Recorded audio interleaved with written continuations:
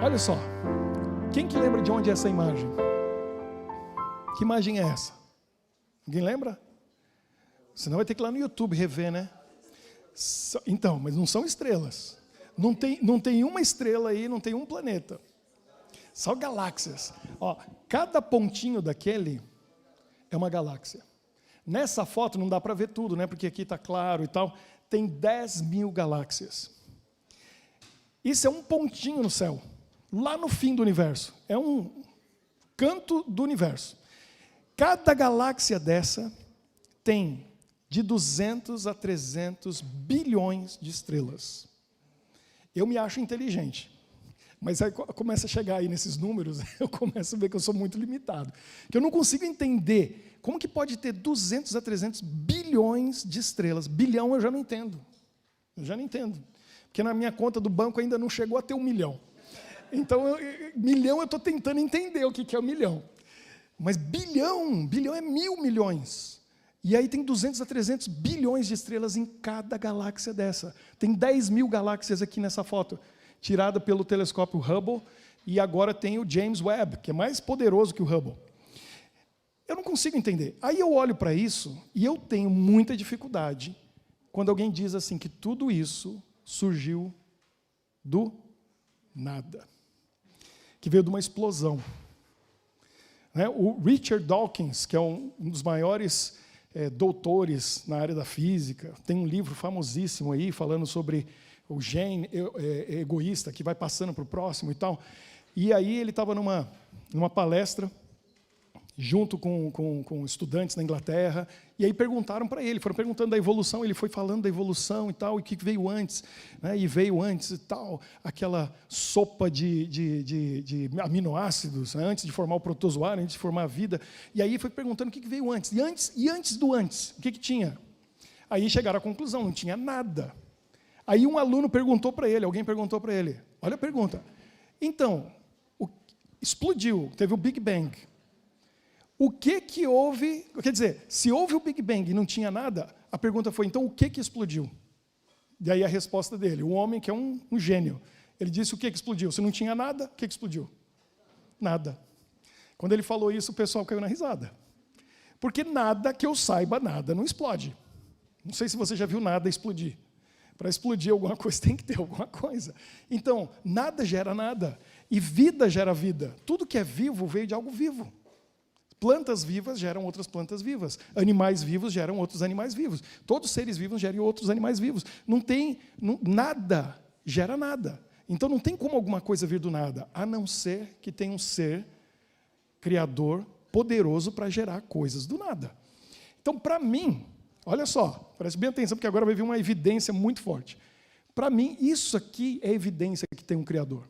Porque isso aqui não está desorganizado. Isso aqui está tremendamente organizado. Isso aqui não tende ao caos.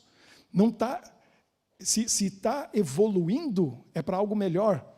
Então, tem alguém que criou isso. Não é possível. Então, é aquela história do relógio, né? É a história de um telefone como esse, um smartphone.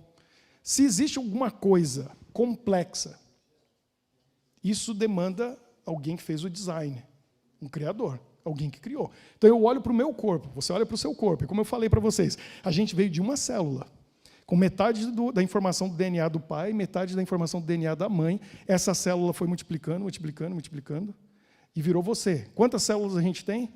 Acho que eu falei no começo de outubro. Dá para lembrar? De 30 a 40, aí que minha cabeça não alcança mesmo, né? Trilhões de células. Trilhão é 1.000 bilhões, bilhão é 1.000 milhões. Então, é um 30 ou 40 com 12 zeros. Né? Isso a gente nunca vai ter na conta bancária. Não tem. Né? Porque o Elon Musk tem 300 bilhões, né? E já é dinheiro que não dá para contar. Agora, você tem 30, 40 trilhões de células no corpo. E, para mim, isso é evidência de que tem um Deus. Para mim, isso é evidência de outras coisas mais que a gente vai ver hoje sobre evidências, e hoje eu vou falar de uma importante. Mas vamos ver a próxima imagem. Porque, para mim, isso é suficiente para acreditar que tem um Deus. O objeto espacial mais próximo da Terra, 300 e poucos mil quilômetros de distância da Terra, bem menor que a Terra, está aí iluminada, refletindo o quê? O sol, a luz do sol. A lua não tem luz própria, ela reflete. Né? A terra também não, a terra reflete. E vou fazer ano que vem vou fazer uma série aí sobre relacionamentos, vou falar um pouquinho. Porque, para mim, o homem é como o sol e a mulher é como a lua. Isso é um pensamento que eu fui desenvolvendo, porque acho que tem tudo a ver. Vamos ver se vocês vão concordar comigo. Porque o sol, ele emite luz, e a lua reflete. Então, o homem, ele tem que amar, e a mulher só vai retribuir. Por isso que existe uma expressão que diz assim, ó, aquela ali, aquela mulher tal, não sei o que, chata, não sei o que, também ela é mal amada. Ou seja, ela não está recebendo amor, e aí ela não tem o que devolver. Você já viu a expressão homem mal amado? Não existe. Não existe. Porque a função do homem é amar. O homem apaixonado ama, aí ele emite luz, aí ele está amando, e a mulher devolve. Só que não funciona como na natureza, que o brilho da lua, no caso da mulher e o homem, é muito mais forte que o do sol. Porque ela não retribui o tanto que ela recebe, ela retribui 10 vezes mais. É ou não é? É assim, uma mulher que é amada, e aí ela está apaixonada, esquece, que ela vai brilhar muito mais que o sol. Então a gente vai chegar na série do relacionamento. Agora, olha só, a lua, para mim, é prova de que tem um Deus. É evidência suficiente que tem um Criador. Eu vi um documentário só sobre a lua, e aí a cientista, ela estava dizendo que a teoria, o que eles imaginam que aconteceu, foi que a Terra ainda estava em formação, e ela ainda estava mole, e um meteoro muito grande acertou a Terra. E tirou um pedaço da Terra. Esse pedaço enorme afastou um pouco da Terra, mas por causa da força da gravidade da Terra ele não foi muito longe. A Terra, com bilhões de anos aí girando, ficou redondinha, e esse pedaço que saiu da Terra também foi girando e ficou redondinho. Imagine, que formou a Lua. Assim, um meteoro acertou a Terra, arrancou um pedaço, mas aí eu vou provar para vocês, provar não, né? Porque tem gente que acha que não é evidência suficiente, mas para mim é evidência suficiente de que isso é impossível acontecer.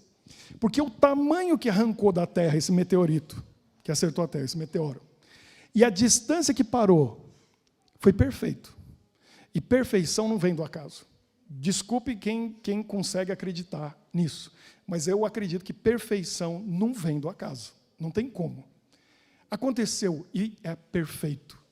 Não tem como. Você já viu aquele quadro lindo? Você vai no museu, perfeito. E você fala assim, alguém chegou com uma criança, pegou um monte de lata de tinta, esbarrou na tinta, a tinta espirrou e formou esse quadro perfeito. Não tem como perfeição vir do acaso. Não tem. Tem alguém que fez. Agora, vamos pensar um pouquinho na Lua. Tem alguém aqui, a pergunta agora é complicada. Tem alguém aqui, não tenha medo de dizer, se for, que é terraplanista, ou seja, que acha que a Terra é plana? Porque eu vou no YouTube e eu vejo os comentários, as conversas a respeito disso, e o pessoal diz que terraplanista é cristão, porque se baseia em Gênesis 1. E tem uma ideia lá e tal, na criação, que dá a entender que Deus fez a Terra plana. Tem alguém aqui que acredita que a Terra é plana? Lá em casa tem. O pessoal está levantando a mão lá porque ninguém está vendo, eles não têm medo de dizer.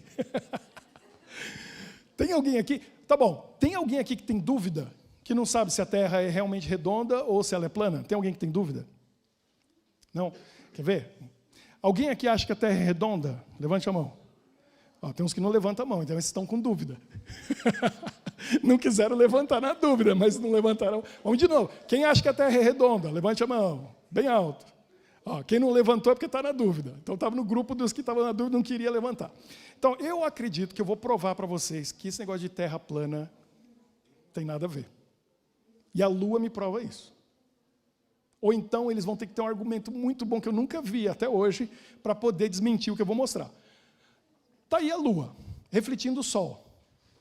Pensa comigo, nem sempre ela está assim. Porque essa aqui é a Lua, o quê? Como que a gente chama? Cheia. Então o Sol está batendo nela inteira. De vez em quando ela aparece um C, de vez em quando ela aparece um D, de vez em quando ela some totalmente. Como que chama quando está um C? O C já está indicando que é crescente. Que só quando eu vim para cá eu entendi porque que aquele negócio que a gente come, que eu acho tão gostoso, e eu comi ontem de manhã, quando eu cheguei na Bélgica, feito na França, uma massa macia, gostosa, folheada. Como que chama? que quer dizer isso? Crescente, porque tem o formato da lua crescente. Lá no Brasil eu nunca ia saber, tive que aprender francês para descobrir porque que croissant é croissant. É porque é a lua crescente.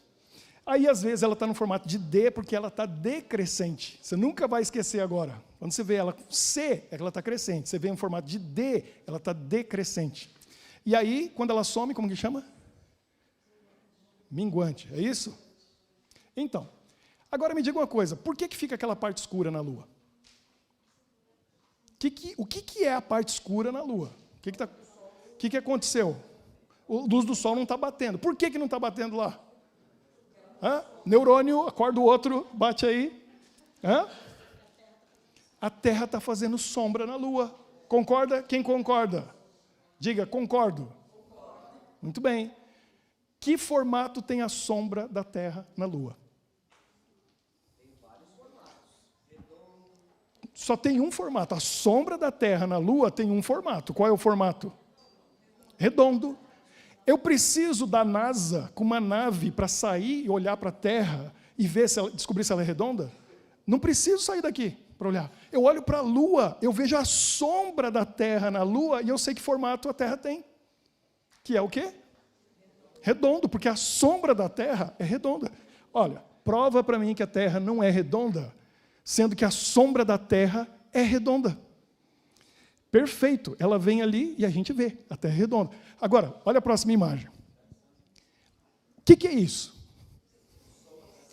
O eclipse solar, certo? A Lua cobrindo o Sol. Eu fiz essa pergunta várias vezes lá no Brasil, nos colégios, nas escolas que eu visitei. Os alunos sabiam isso na hora, né? Que eles estão estudando. É muito simples. Aparentemente, olhando para o céu, o tamanho da Lua e o tamanho do Sol, aparentemente é o quê? O mesmo. Olha a perfeição. Você já viu um eclipse solar? Eu já vi alguns. Que eu estou ficando velho, eu já vi alguns. E é perfeito. A Lua cobre o Sol perfeitamente. Fica certinho. Agora, aquela cientista que falou que um meteoro bateu na Terra, saiu um pedaço da Terra, parou a uma certa distância, ficou redondinho com o tempo, a Terra... Que perfeição que foi esse meteoro que acertou, porque aí criou uma Lua do tamanho perfeito, na distância exata, para quando alinhar, ficar exatamente do tamanho do Sol.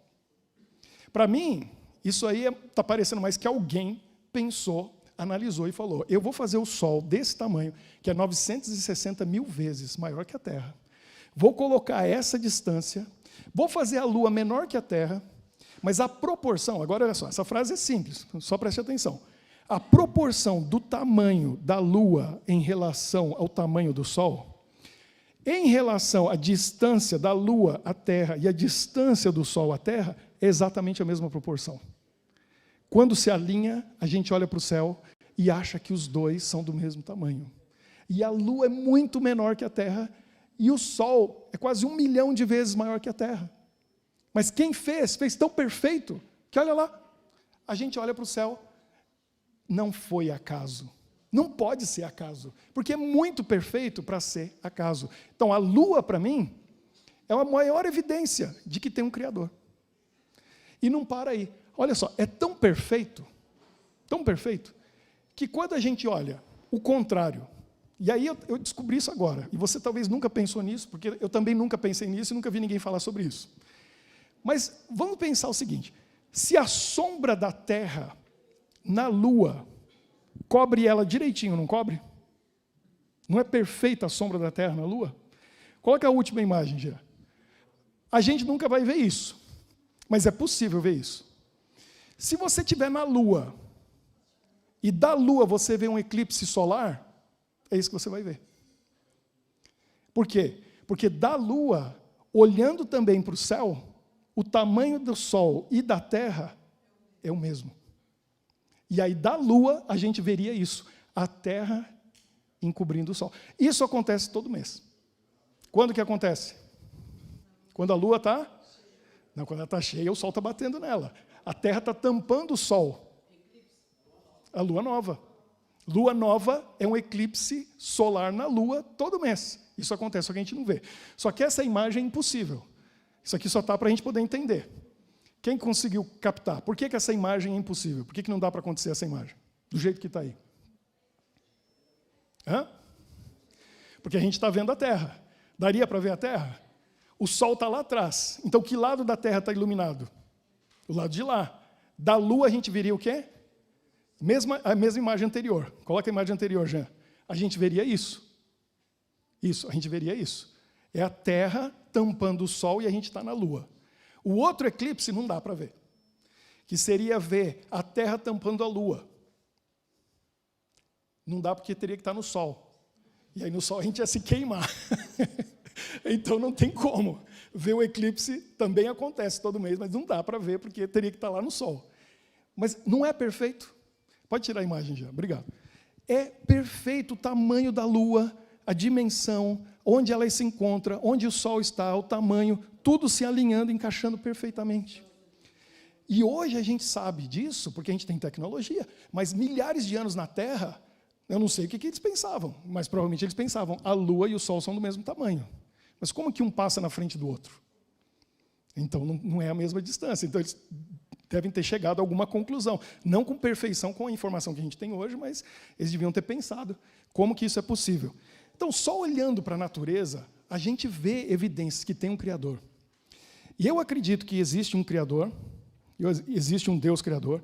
Eu acredito que esse livro é a palavra dele. E eu acredito que Jesus é esse Criador, porque esse livro diz que ele é o Criador. Que evidências que eu encontro, além da natureza, e eu encontro na Bíblia, para me mostrar que tudo isso que eu estou dizendo é verdade. Então, hoje, a gente vai ver uma dessas evidências. Semana que vem, outra, e daqui 2 semanas, outra evidência na Bíblia. Hoje, alguém lembra qual é o tema de hoje? Ou só a Mariana que veio aqui e falou? O que é o tema de hoje? Série Evidências. Cadê a Mariana? Ela foi para lá? Nem está aí para vocês colarem dela. Como que é? Futuro Revelado. Olha só. Esse livro traz uma evidência, para mim, fortíssima, de que esse livro é verdadeiro. A Bíblia é verdadeira. O autor desse livro, que é Deus, ele é o Criador. E Jesus é quem ele diz que é. Quer ver? Ó, só um texto para a gente poder pensar sobre isso. Acho que vai aparecer aqui. Tem aqui? Tem lá? Não. Tem lá, né? Vai aparecer na live. Amós, quem está com a Bíblia ou está com o telefone, dá uma olhadinha aí no livro de Amós. No telefone é bem mais fácil de achar Amós. Porque ele é bem pequenininho, só tem 5 capítulos. Não, ele é maior que isso. Eu confundi com outro livro do lado dele. Tem 9 capítulos. Fica entre os profetas menores que a gente acha difícil achar. Joel, que vem antes dele, também é outro pequenininho. E depois vem o livro de Obadias e Jonas. Então, Amós é um livro bem pequenininho. Mas tem um verso muito importante. Capítulo 3, Amós 3, no verso 7. Diz assim: certamente o Senhor Deus não fará coisa alguma sem primeiro, alguns aqui sabem, fazer o quê? Revelar o seu segredo aos seus servos, os profetas. Então, a Bíblia diz que tem um Deus, que é o autor dela, que ele não faz nada, ou seja, se ele vai fazer, isso vai acontecer no futuro. Então, ele revela as coisas que vão acontecer no futuro, e ele vai fazer, ele não faz nada sem antes revelar para os profetas. O profeta escreve o quê? Profecia. Então, as profecias, ou seja, o futuro revelado, é uma evidência de que tem um Deus que não só pode tudo, criou as galáxias, tudo isso que a gente viu, mas ele também sabe tudo. Sabe tudo que aconteceu, sabe tudo que está acontecendo e sabe tudo que vai acontecer. Tem gente que tem dificuldade com isso. Mas é incrível. Um Deus que para ele não tem passado, presente e futuro. Para ele não tem.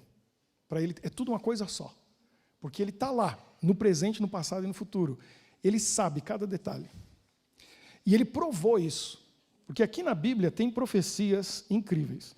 Se você ainda não estudou essas profecias, recomendo. Porque uma coisa vai acontecer. A sua fé, ela vai crescer muito. Já ouviu falar de um cientista chamado Thomas Edison? O que ele fez? Então a gente está aqui com iluminação hoje, tem luz, por causa desse Thomas Edison. Ele não era cristão, mas ele estudou uma profecia nesse livro, que está no livro de Daniel, no capítulo 2. Marineide a gente estudou, né? Lembra de uma estátua? Vocês estudaram? Quem já estudou Daniel 2? Tem uma estátua com alguns metais. Ele estudou aquela profecia e ali ele chegou à conclusão. Tem um Deus, não tem dúvida. E ele sabe o futuro. Aí ele deu uma chance para o resto da Bíblia, se tornou um cristão. A profecia é uma coisa que é muito forte, é uma evidência de que tem um ser superior, porque ser humano nenhum consegue prever o futuro. A gente consegue saber o futuro, a gente consegue prever algumas coisas. E algumas coisas é óbvio, né? Tipo assim, cadê o Pedro? Pedro está por aí? Está lá atrás. Pois é. Por exemplo, tem algumas coisas que dá para prever. Se vai jogar o time do Pedro com o meu, não dá para saber, com certeza. Mas é mais certo que o meu ganha. Que eu sou São Paulino e ele é corintiano. Então, tá ali. Agora, se for jogar o Pindamonhangaba do Oeste com o Corinthians, infelizmente o time do Pedro vai acabar ganhando. Porque você olha o histórico, você analisa os jogadores, né? Só olha a ficha salarial do time. Você já vê a probabilidade e você pode dizer quase que com 100% de certeza quem vai ganhar aquele jogo. É por isso que na Copa do Mundo vem as apostas, lá na Inglaterra tem a bolsa de apostas e tem gente que ganha muito dinheiro. Porque é difícil saber quem vai ganhar, mas você tem os favoritos. E a última Copa do Mundo deu a Argentina, estava entre os favoritos. Quem apostou ganhou, mas não ganhou muito, porque se Marrocos tivesse ganhado, quem apostou no Marrocos, e quase chegou lá, né? Foi uma surpresa, era a zebra, como fala, né? Teria ganhado muito dinheiro. Então, dá para tentar prever. E aí tem os falsos profetas que a Bíblia fala. E aí a gente gasta dinheiro com isso, porque tem gente que põe a fé no lugar errado. Tem o circo, e está lá aquele parque e tal, e aí tem uma casinha assim da vidente. E aí tem vidente com cartas, tem vidente com bola de cristal e uma lanterna embaixo, e ela diz que vê coisa, a gente acredita no que viu. E eu vou dizer para vocês, é um perigo. E o que eu vou contar para vocês é sério. 3 amigas nos Estados Unidos, isso aconteceu muitos anos atrás, muitas décadas atrás, foram num parque desses, e tinha a senhora com a bola de cristal. E entraram lá, e uma perguntou, e a outra, e aí a terceira menina estava com muito medo, ela não queria e tal, não sei o quê.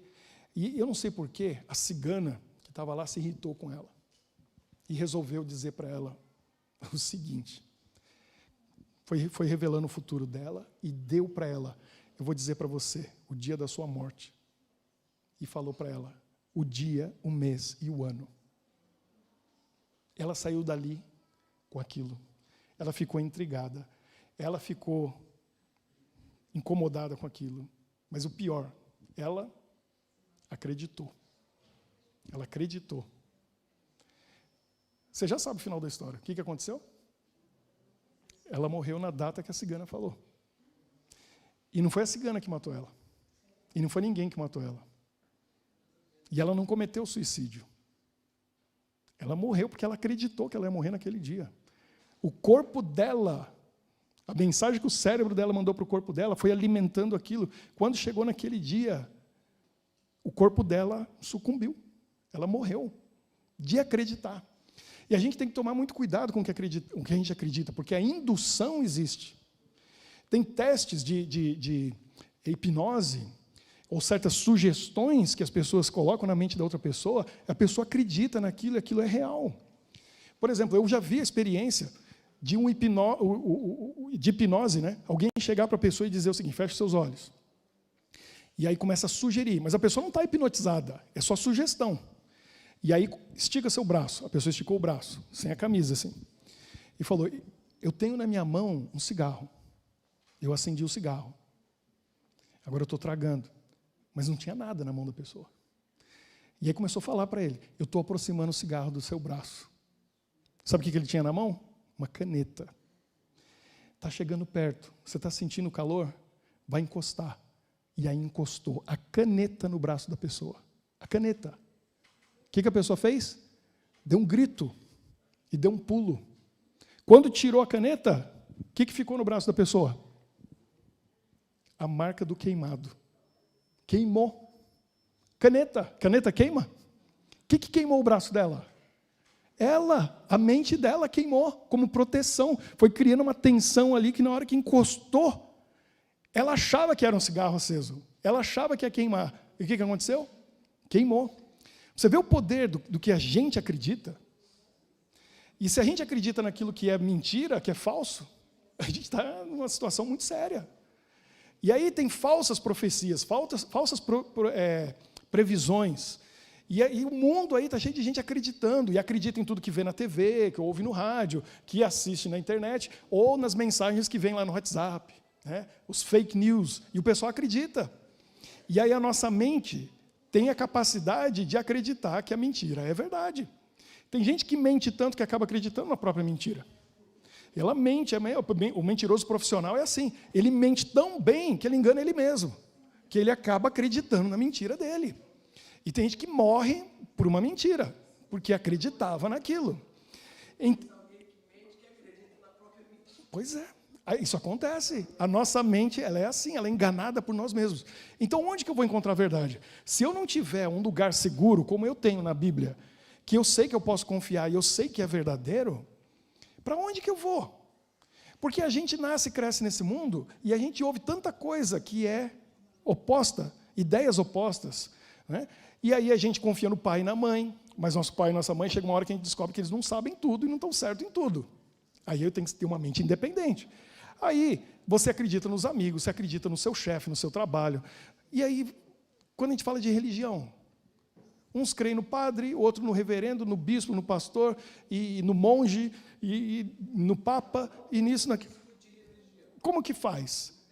Como que faz? Então, se eu não tiver confiança na base disso tudo, que eu creio que é a Bíblia, eu fico perdido. A gente precisa ter fé. E como que eu posso crer? Uma das evidências que esse livro é verdadeiro, que a Bíblia é verdadeira, são as profecias, é o futuro revelado.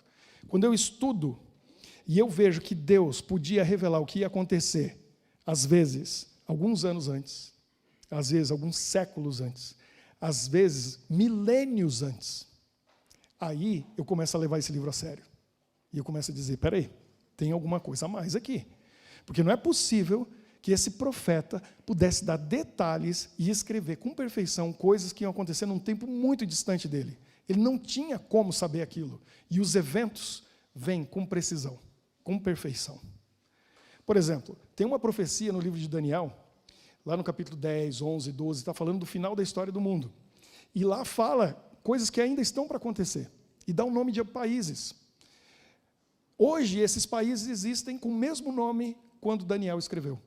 Por exemplo, ele menciona Etiópia e Egito. Estão lá até hoje. Mas aí, o reino, a região de Israel, né, ele fala, no sul está Egito e Etiópia. Mas para o norte, o nome dos países mudaram todos. Ele não fala o nome do país. Ele fala Rei do Norte. E a gente está tentando descobrir quem que é o Rei do Norte que Daniel falou. Porque ele não falou Pérsia. Se ele falasse Pérsia, ele ia ter que falar Irã hoje. Ele não falou Ásia Menor. Porque se ele falasse Ásia Menor, hoje é Turquia. E assim por diante. Mas os que não mudou o nome, como que ele sabia que não ia mudar? Como que ele sabia que hoje ainda tem um país chamado Egito até hoje, e o outro Etiópia até hoje está lá? Então a gente começa a estudar as coisas, encaixar as peças do quebra-cabeça, e aí você dá uma chance para a Bíblia e diz assim, tem uma coisa sobrenatural aqui. Porque tem um Deus que conhece tudo, inclusive o futuro. Agora, eu quero concluir dizendo para você uma coisa, porque esse é um estudo para outro dia. E quem quiser eu já fiz, está lá no YouTube, tem que ver nos anteriores. Deus, apesar dele saber o futuro e saber tudo o que vai acontecer, ele não age com a gente baseado no futuro. E isso traz muita confusão para algumas pessoas, porque a pessoa entende, Deus sabe tudo, ele sabe o que vai acontecer. Então, por que certas coisas acontecem? Por exemplo, um acidente. E aí a pessoa diz assim, mas Deus não sabia que ia acontecer? Por que ele não evitou? A gente tem que entender isso. Deus sabe o futuro, ele sabe tudo que vai acontecer, mas ele não age de acordo com esse conhecimento. Porque se ele agisse de acordo com esse conhecimento, a gente está numa situação complicada. Por vários motivos. Um deles é o seguinte, se Deus sabe que no final da história eu vou virar as costas para ele, não vou querer saber dele, e eu não vou para o reino dele. Então, para que ele vai perder tempo comigo, de hoje até lá? Ele já sabe. Aí ele podia dizer assim, ó, Ricardo, você lava minhas mãos. Eu já sei o seu fim. Você não vai me querer mesmo. Então, hoje, ele ia me abandonar. Ele faz isso? Não. Se eu orar hoje pedindo perdão pelos meus pecados, ele me perdoa ou não perdoa? Sim. Mesmo sabendo que amanhã ou depois de amanhã, eu vou abandonar minha fé e vou seguir meu rumo. Mas hoje, ele está comigo. Tudo que a gente tem é o hoje. Então, Deus está com a gente hoje. E Ele abençoa a gente hoje. Porque a decisão é nossa. Ele sabe o que vai acontecer, mas Ele não causa. Ele não causa. As decisões, quem toma, as decisões somos nós. Nós é que decidimos. E Ele sabe qual é a decisão que eu vou tomar. Mas não foi Ele que decidiu por mim. Não foi Ele que decidiu por você. Nós somos responsáveis por cada decisão. E Deus não interfere. Por que Ele não interfere? Mesmo tendo conhecimento. Porque existe um inimigo dele, que é um acusador. E nessa guerra entre o bem e o mal não tem chance nenhuma. Zero. Zero a chance do mal. Só que aí vai ter um julgamento lá no final. E esse acusador, ele vai vir diante de Deus e vai dizer assim, tá bom, perdi a guerra, mas porque você é Deus. Que você usou seus poderes de Deus. Porque você usou sua onipotência, a sua onisciência. Sabe tudo, até o futuro. Eu não sei. Como que eu ia ganhar essa guerra? A sua onipresença, você está em todos os lugares, eu não posso estar em todos os lugares. E aí ele ia ter um argumento para dizer, você só venceu porque você é Deus e eu não. Aí o que Deus fez? Ele falou, tá bom, vamos ter essa guerra, vai ser de igual para igual. Eu vou me rebaixar e vou me limitar ao seu nível, falou para o inimigo. E a gente vai lutar de igual para igual. Porque você não sabe o futuro, então eu não vou usar meu conhecimento do futuro. Você nunca vai poder me acusar disso. Você não é onipotente? Eu sou? Então eu vou limitar o meu poder na vida desses humanos para você nunca poder me acusar. E aí, a guerra está de igual para igual. E o inimigo não vai ter nada para acusar Deus, dizendo assim, você usou o seu poder de Deus para ganhar eles para o seu lado. Quem decide entre eles está igual para igual. Quem decide, quem que decide? É você, sou eu. A gente é que vai decidir. Quem que a gente dá mais espaço na nossa vida? Se é para Deus ou se é o inimigo de Deus? E como a gente dá poder para Deus entrar na nossa vida e fazer alguma coisa? Orando. É a oração que é a chave que abre a porta para Deus poder entrar na sua vida e fazer o que Ele pode fazer. Mas você tem que convidar, você tem que pedir. Deus sabe tudo, sim ou não? Sim. Deus conhece o futuro, sim ou não? As profecias estão aí para provar, mas Ele não age de acordo com esse conhecimento. O poder está na sua mão, na minha mão. É a gente que tem que orar e pedir para Deus, vem, entra na minha vida. Então, você que já conhece, continue estudando, estude as profecias. Se você ainda não estudou as profecias, meu conselho para você, estude, dê uma chance para Deus. Pesquise para que sua fé crescer, para ela aumentar. E para você ver, tem um Deus que sabe o futuro. Mas saiba de uma coisa, apesar dele saber do futuro, ele não age de acordo com esse conhecimento, para o nosso bem. Para a gente poder ter uma vida normal, onde essa guerra entre o bem e o mal não pende para nenhum lado. Você que decide, você que escolhe. Quero Deus na minha vida ou vou abrir mão desse Deus na minha vida? É você que tem que escolher. É você que tem que pedir. Vamos orar para pedir para esse Deus que sabe tudo fazer parte da nossa vida, abençoar a gente e está bem pertinho cada momento. Eu quero convidar vocês para vir aqui, fazer o nosso círculo e a gente buscar esse Deus poderoso que pode tudo, sabe tudo, mas é a gente que dá os limites para Ele. É a gente que diz para Ele, eu quero que venha e faça parte da minha vida, do meu coração. Valéria, vem aqui do meu lado. Você foi escolhida hoje. Traz suas amigas. Vem para cá, vem para cá. Cabe sim, vamos fazer o círculo aqui. Eu estava lá no Brasil pensando assim, será que eu volto? Será que eu não volto? Aí eu vi o vídeo da Luísa. Eu falei, eu vou voltar. Porque ela falou tão bem, tão legal desse lugar, né? Eu amei aquele vídeo. Eu falei, não, vou voltar. Isso, chega junto. Vamos fechando aí o círculo. Pode vir aqui, Jean. Vai entrar um pouquinho na frente da câmera, não tem problema. Ó, esse círculo está aumentando, né? Daqui a pouco não vai caber mais, vai ter que fazer 2 voltas. Convide os amigos, convide os parentes para vir aqui, para a gente cantar, para a gente louvar. Tem mais uma música depois, não tem? Tem mais louvor, tá vendo? Louvor faz parte desse momento. Vamos falar com o nosso Deus. Querido Deus, hoje nós vimos mais algumas evidências do Teu poder, do Teu amor, da Tua grandiosidade. E agora, Senhor, eu sei, a partir de hoje, a gente nunca mais vai olhar para a lua da mesma maneira. A gente vai olhar para a lua e vai ver o Teu poder, a perfeição daquilo que o Senhor fez, colocando ela no lugar certo, do tamanho certo, para a gente olhar para o céu e achar que ela é do mesmo tamanho que o sol, que também tem o tamanho certo, na distância certa. Não foi acaso. Está ali, porque o Senhor colocou ela lá. Obrigado, Pai, por nos mostrar que o Senhor existe num mundo que tem tanta confusão, tanta dúvida, tantas ideias contraditórias. Mas a gente encontra, se prestarmos atenção, evidências do Teu poder e do Teu amor. E nós olhamos para a Bíblia também, Pai, e na Bíblia nós encontramos profecias, o futuro revelado, que nos dá a certeza de que um Deus que, apesar de não agir com base nesse conhecimento, conhece e sabe tudo, e já contou para nós o final da história. E o final é muito feliz, o final é glorioso, porque nós sabemos que estamos do lado vitorioso contigo, porque nós sabemos que vamos viver para sempre no Teu reino, um lugar onde não vai ter dor, sofrimento, morte, tristeza, só alegria, só a Tua presença conosco, e nós ali com as pessoas que nós amamos, com as pessoas que nós queremos ter ao nosso lado para sempre.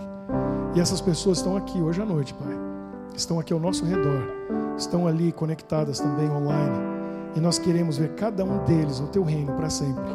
Por isso, Pai, estamos tão felizes por este encontro, este momento do nosso refúgio, que nos permite conhecer os vizinhos que teremos no céu. Nos abençoe na semana que está diante de nós, e se há alguma dúvida na nossa mente, no nosso coração, tire a dúvida completamente, e nos dê certeza, através dessas evidências, que o Senhor nos ama e está sempre conosco. É o que pedimos e oramos, em nome de Jesus. Amém.